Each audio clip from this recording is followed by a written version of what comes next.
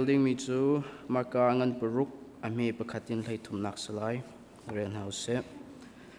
Jisu ni chukam hun chun atho I achwa ke na khwa khan azul tu na he ankal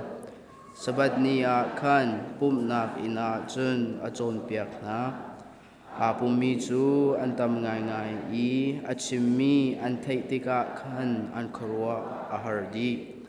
hi valai hi khozai ada avamhu nga hi bantuk phim na hi zaitinda avamhu nga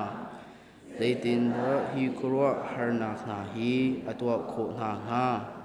Mary fapa latama kha asilomo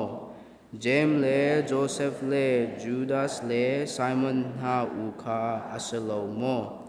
afar le zong kha hi ka a an kaulomo anti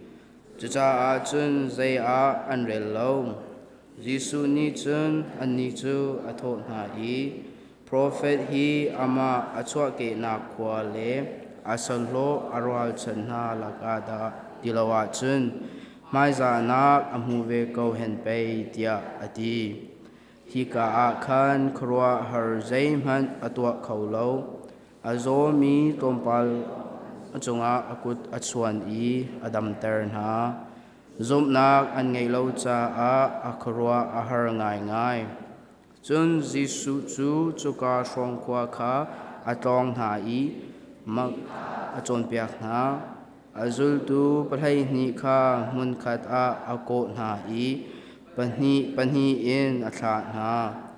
khochia tai kho nak nol kha apek na I nan khwal tron nak ding a hin thiang chun da tilo chu zaiman I ken hla u ria cho sise zal sise I por hla u nan ang ki zal a phaisa zong I san hla u phanhat I den u lo ang ki a u atin ha chun an ni chu khwa nam va phak tik a kan tlung u arak intimin ha in a chuka khwa in nan chwa hlan tiang va ko u chun tlun in nan in ho na I nan bia an ngei du lo a chun chuka mun chu nan ke be bako tak na u lo ba chwa tak na u chu an cha a ra rin pek na asilai ati chu cha a an chuak I nan swal tak imer tia an chim na khochia tampi an thol na I azomi tampi kha cheti an thu na I an dam ter na chi thiang ring pichen sunak pek pek ko se